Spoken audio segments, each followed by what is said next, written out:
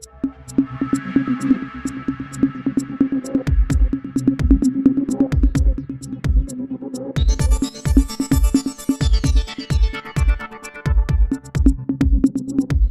اللہ الرحمن الرحیم۔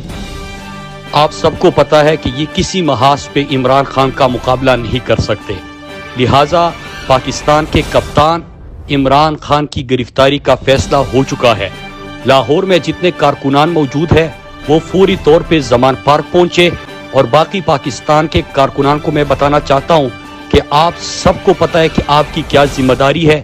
اگر باقی قیادت بھی گرفتار ہوتی ہے تو آپ نے کسی کی کال کا انتظار نہیں کرنا، آپ نے اپنے شہروں میں نکلنا ہے۔